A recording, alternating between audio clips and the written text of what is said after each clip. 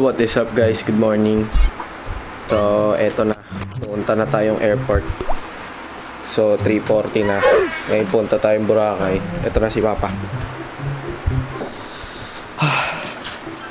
Maga kami alis kasi coding yung sasakyan. So dapat before 7 wala na yung sasakyan sa kalsada sa Manila. Wait lang. Kasi kung hindi aabutin yung sasakyan ng coding, tapos mahuli, tapos wala nang sasakyan. Tama. Lalakad na sila pa uwi. Bak lang. Ano ba to? Ha? Ito, mama. Ibaba mo na. May laptop yan eh. Siyempre, kahit nasa bakasyon ka, dapat nagtatrabaho ka. Na-stress pa lang oh. Ang flight ko, 3:41. Ang flight ko, 11. Gagi, punta ako sa airport, 6. Di pa ako masyado nakatulog putik. So, ayun. Alis mamaya si ate. So what's up mga bro? Alam ko napakahirap kumita ng pera ngayon. Kaya meron akong larong alam na nagbibigay ng malalaking papremyo at mabilis pa mag-cash out dito. Ito ang tinatawag na 1xBet. So dito sa 1xBet, napakadali lang kumita ng pera. Una nyo lang gagawin ay i-click nyo yung link na nasa pin comment tapos magre-register na kayo. So pag magre-register kayo ay ganito lang. So pag magre-register na kayo ay ilagay nyo lang ang phone number nyo tapos i-click nyo yung send SMS tapos ilagay nyo dito yung confirmation code tapos wag nyo kakalimutan ng promo code ko na 1xGigi para makakuha kayo ng bonus na up to 7,000 pesos. Tapos pindutin nyo lang yung register. So ngayon, meron ako magandang nilalaro dito na napakadaling kumita ng pera. Ito ang Swampland. So ayan, magpe-place lang tayo ng bet. So try muna natin 90. Yan, place a bet. So ayan, itatalon lang natin siya. So try natin dito.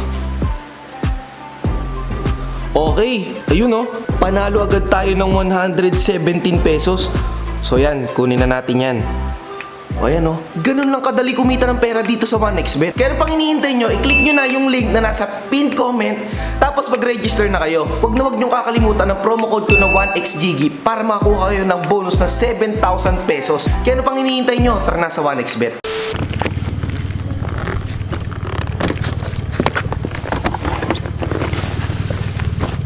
Simulit ako.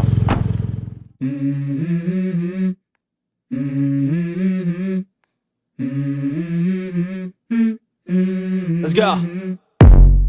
I wake up to a little bit of drool on my pillow, feel like it's gonna be a bad day.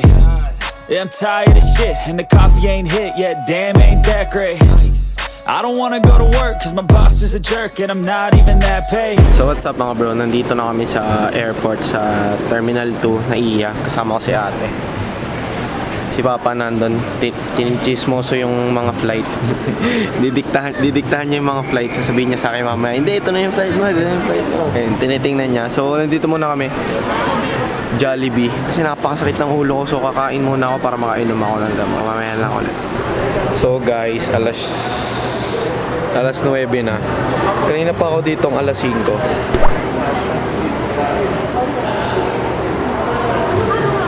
Kaya pa ako dito alas 5.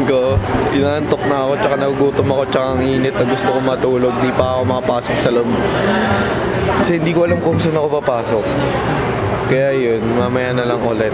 So we are here right now at Ninoy Aquino International Airport. The time is 9:05 and our flight is 11. Hindi ko na kaya. And here are my things. Look. Not the human beings because I don't know them, so I might not ask them. A few moments later. So guys, ito na, nakapasok na kami. Hindi ako nakapag-video kasi napaka-hassle kanina. So ito yung tickets. Ay, ito yung akin.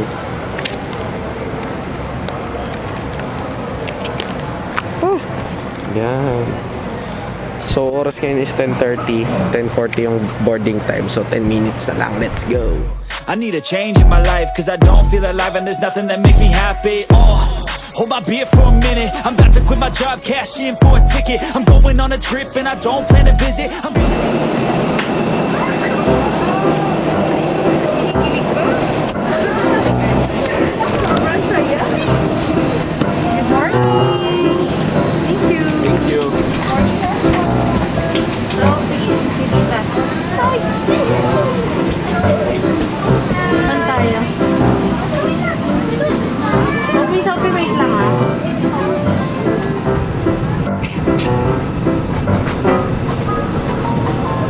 So yun guys, nandito na tayo sa airplane. And so si Dogs nagbe-vape ulit. Puti ka Dogs, alam ko na kung ba't mausok dito nagbe-vape ka. So yan, mamaya nag-board pa lang kami pero 11:10 yung alis namin. Let's go! So, 11:45 na di pa kami nakakaalis. Dapat 11:10 ata nakaalis na kami. Nakatulog na ako. Nakatulog na ako. Like what's in your work, like your Yun. Ito na pala. Narinig ata ako guys.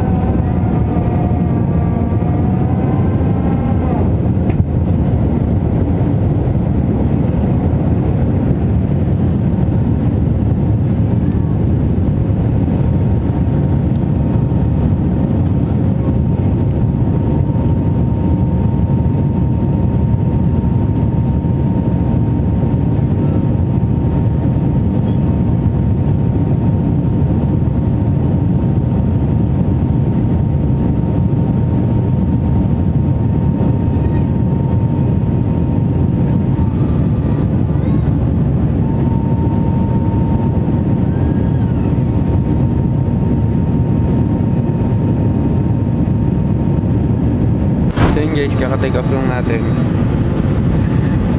Medyo maingi dito eh. Tapos nalulula ako kasi may fear of heights ako. A few moments later.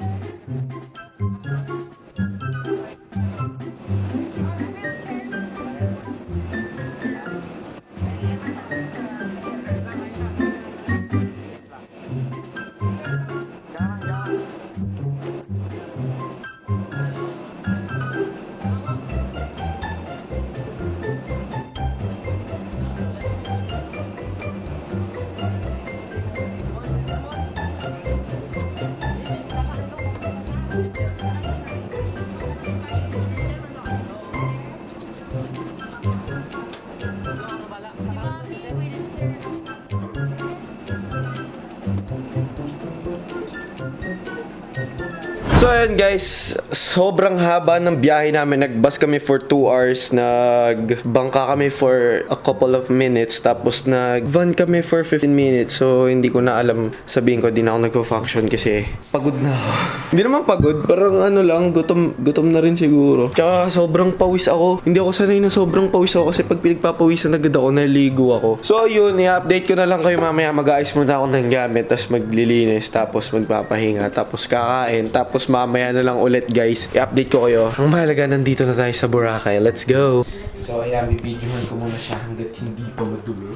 So ayan, okay. Okay, hindi ako ninigarilyo. So ayan, pwede ako dyan magkape ng 1 litro habang nakatingin doon. Tapos may bar pala doon na nasa gitna ng pool. Mamaya papakita ko sa inyo. What is up guys? Good morning. So kakagising ko lang, hindi ako nakapag-vlog kagabi kasi nalalambot na ako, nakapagod yung biyahe. So ayan, nandito kami sa Henan Hotel, Station 2 ata kami. Hindi ko kasi sure. So yan guys, tinan nyo, ang ganda dito, ang ganda ng view.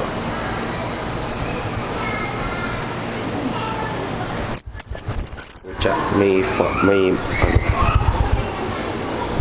ito guys.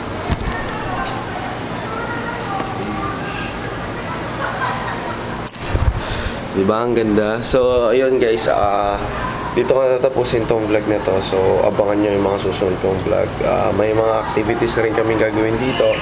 So, ayun. Sana magustuhan nyo to video na to. Hope to see you soon all, guys. God bless you. I love you. Peace.